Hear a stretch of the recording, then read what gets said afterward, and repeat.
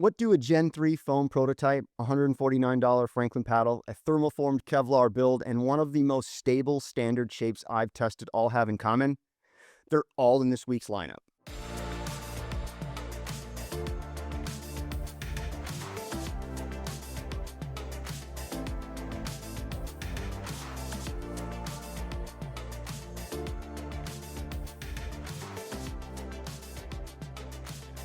Welcome to episode 9 of Paddle of the Week. As always, each paddle this week got a full range of court time, drills, match play, league nights. I was focused on the usual questions. How does it feel in hand? Does it offer easy power or controlled pop? Can it generate real spin or does it fall flat? Is it balanced, light, heavy, sluggish, quick? The stuff that actually matters when you're deciding if a paddle fits your game. If you're new here, each week I test a mix of new releases and sometimes older paddles you've asked me to revisit. I focus on how they actually perform, how they feel in hand, how they respond on court, and whether they offer something worth your time. The goal is to give you clear, honest feedback so you can make better paddle choices, or just stay sharp on what's out there. Before we get into this week's paddle reviews, a quick heads up. I just pushed out a major update to the paddle finder at matspickleball.com. It's built to help you find a paddle that actually fits how you play. You answer a few quick questions, your style, priorities, budget, and it recommends paddles I've personally tested. You can search, filter by swing weight, shape, spin, and other specs that actually matter to you. There are over 220 paddles in the database right now and counting, so if you're hunting for something specific, there's a good chance it's already in there. And once you get your results, you can dig deeper. Most of the paddles are linked to full reviews, test data, or breakdowns right on the site. If the results don't quite nail it for you or you want a second opinion, feel free to shoot me an email, DM me on Instagram, or join my Discord and let's chat. I'm always up for talking gear and helping you find the right fit. All of the links are in my description. While you're on the site, you can also sign up for the newsletter. No spam, no fluff, just early paddle drops, test updates, and insights I don't always post publicly. And if you're into quick takes and behind-the-scenes content, follow me on Instagram at matspickleball. That's where I share, or maybe overshare, early impressions, mini breakdowns, and paddle thoughts that don't always make it on YouTube. Before we dive into the paddles, a quick shout out to this episode's sponsor, Honolulu Pickleball. If you haven't tried their ProTack or dry over grips yet, you're missing out. They offer a tacky feel without being too sticky and provide a soft, comfortable grip that many players appreciate. But Bodhi isn't just about grips. They offer a range of accessories to customize your paddle. Tungsten tape for precise weight adjustments, speed cap that adds an ounce of weight to your paddle's handle for better balance and power, edge tape to protect your paddle, and many things more. Check them out at bodipickleball.com, and if you use code MPB at checkout, you'll save 15% and help support this channel. Let's talk paddles, and let's start with the TMPR Nimbus. I've only had a few days with it, so this is still an early look, but there's already plenty to say. If you've played with the Honolulu J2K Plus, or maybe even the Pickleball Apes Pulse after it's broken in and softened up a bit, the Nimbus feels similar, except it almost gets there right out of the box. According to the founder, there's no break-in period, but we'll see about that. The feel is plush, the feedback is clean, and the paddle just plays easy from the start. The first thing I did was change the grip. The stock grip has raised ribs, which I personally can't stand, so I stripped it off and replaced it with 2 overgrips. That gave me a much better handle feel, and just to be clear, I haven't added any tungsten weight yet. I've been playing it completely stock to get a clean read on how it performs out of the box. The Nimbus is a 16mm thermoformed paddle that uses what Tempur calls their cloud weave face. That's marketing speak. Basically a Kevlar-based aramid fiber with a textured surface that grabs the ball well and adds a slightly softer touch on contact. Underneath the core includes 3 sublayers between the honeycomb and the face, including EVA foam that wraps around the perimeter.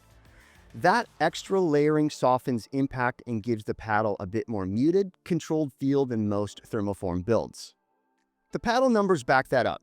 The Nimbus came in at 8.21 ounces with a swing weight of 114.1 and a twist weight of 6.3. That puts it in the moderate range to swing. Not sluggish, but not super quick either.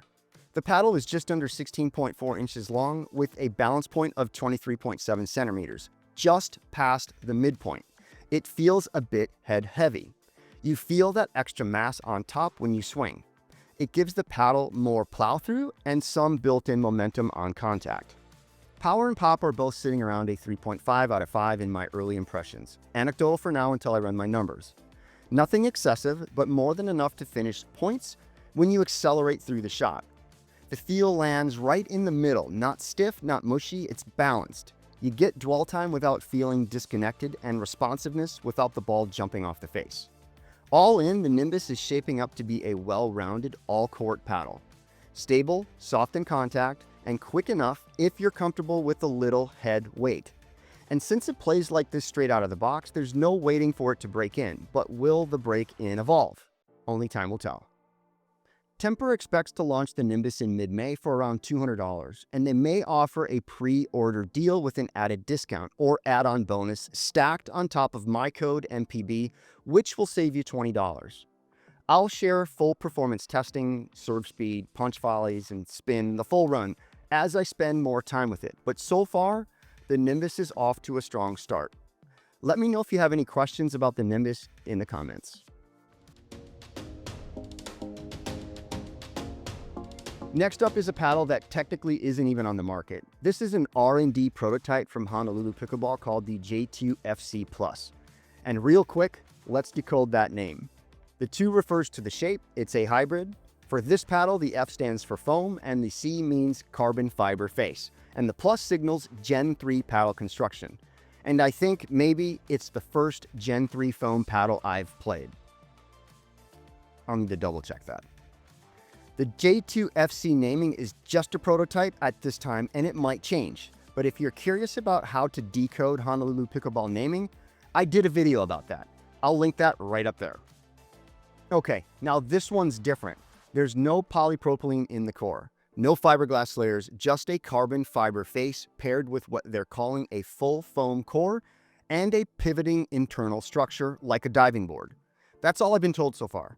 Patent applications are still in the works, and there's no confirmed release timeline.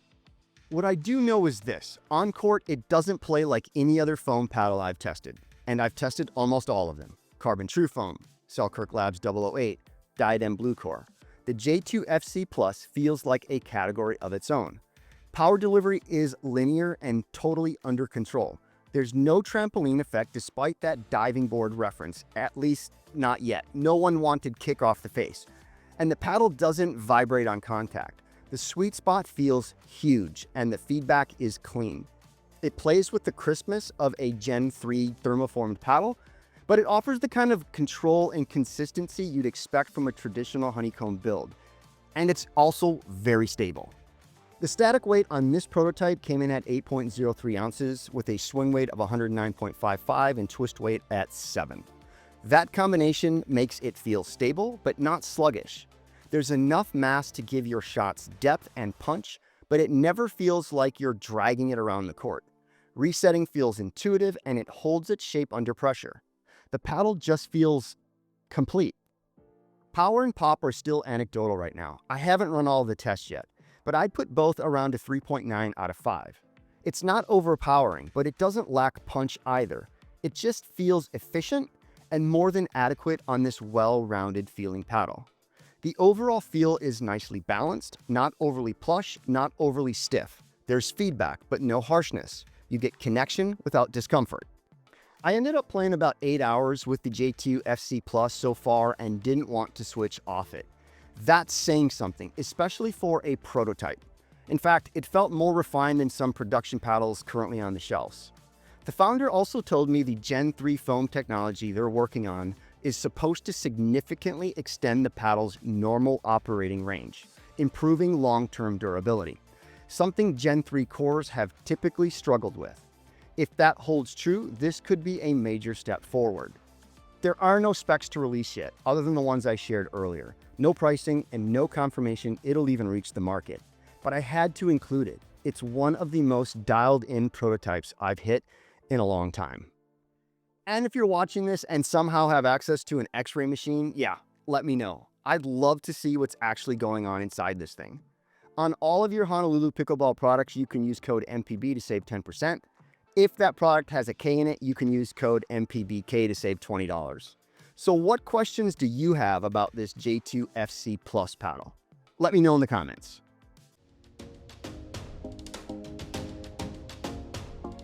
Next up is the Franklin FS Tour Dynasty 14mm. This paddle launched back in 2023, and it's part of Franklin's older lineup, but I just got it, played it, so it's new to me, and I think it still deserves a look, especially if you're after a raw carbon fiber, thermoformed build with edge foam and a longer handle. The version I've been testing is the 14mm, and it came in heavy. Static weight was 8.82 ounces, swing weight is 125.35, and the twist weight... Okay, I'm going to break in here with a quick update. When I recorded this video, I incorrectly wrote down the wrong twist weight number, which I had at 7.5. That was for another paddle.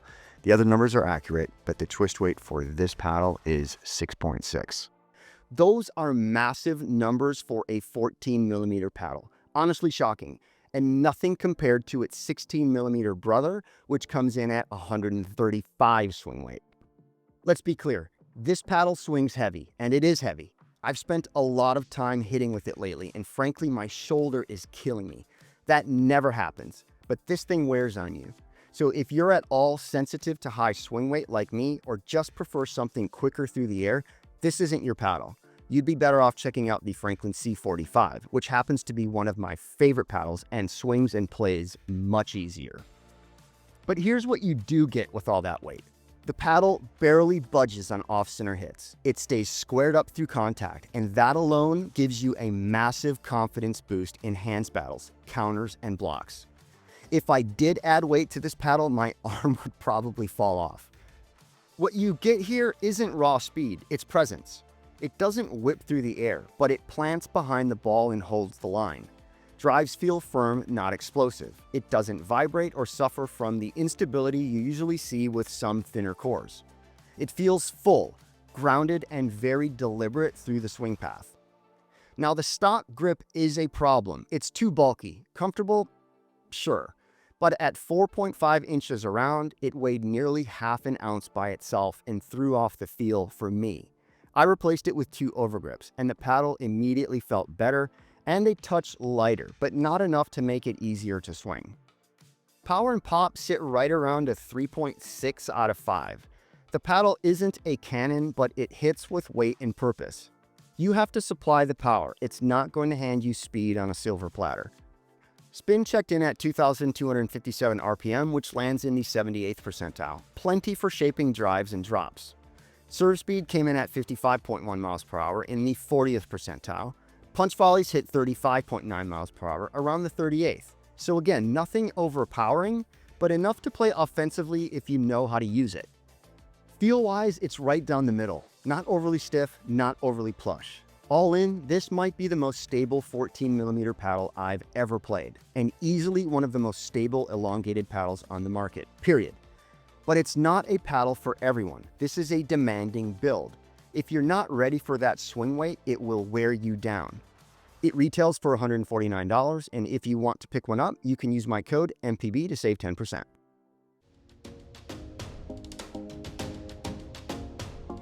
Next up is the bread and butter Filth Standard 16mm. Among the new Filth shapes, this one stands out as the most stable and forgiving, and arguably the easiest to pick up and play. It weighs in at 8.18 ounces with a swing weight of 110.5 and a twist weight of 7.6, which is notably high for a standard shape paddle. That extra twist weight makes a difference in quick hand exchanges. The paddle stays square at contact and doesn't get knocked around on off-center hits the way some lighter builds do. The feel is what stood out most. It's not too firm, not too plush. It sits right in the middle. The paddle gives you feedback, but it doesn't vibrate or sting. It's clean, easy to rely on. It's also very easy on the arm.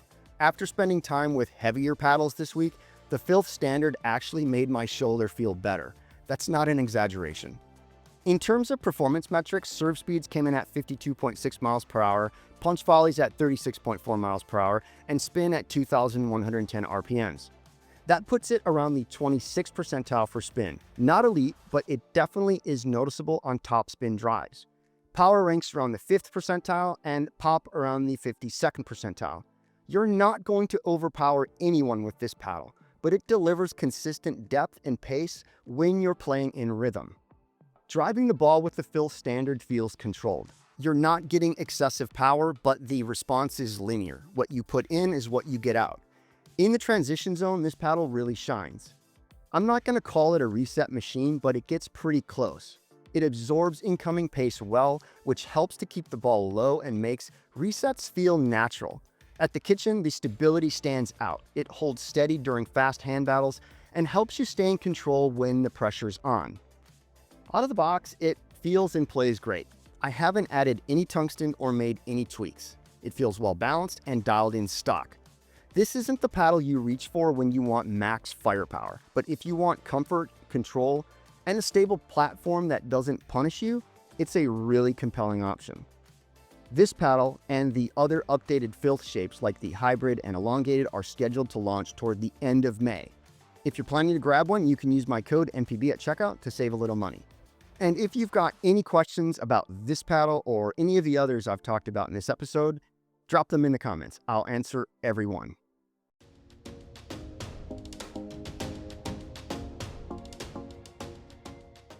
All right, so now let's talk about the paddle of the week. And unfortunately, this week, I'm not giving one out. There isn't one. None of the paddles I tested this week earned that clear top spot. That just means one didn't clearly stand out like the way others did for me in the past, but that doesn't mean these won't. But the one that almost did, the Honolulu Pickleball J2 FC Plus, honestly, that paddle stood out. It's fun, it's high performing, and it feels like a true Gen 3 or 4 or 4.5 evolution. But it's also an R&D prototype, and I can't name a paddle that isn't coming to market anytime soon as paddle of the week. When it comes to market, I imagine it will be a strong contender. Now, if I had to name something this week, or rather, what was close, my gut says the bread and butter Filth standard shape would be the one. It's fast, it's super stable, and it's surprisingly lightweight. After spending time with heavier paddles this week, this one actually helped my arm and shoulder feel better. I still need more time with it before making any final calls, but right now it's one of the most fun and easy to play paddles I've picked up in a while. When it launches in May, you guys are in for a nostalgic treat. So that's it. That wraps up episode 9 of Paddle of the Week. If this deeper dive format helped you or even just got you thinking differently about your paddle setup, do me a favor. Hit the like button, subscribe if you haven't already, and drop your feedback in the comments. So what paddle should I test next? What do you want more or less of in these episodes? Let me know in the comments. Thanks for watching. I appreciate you for making it this far, and I'll see you in the next one.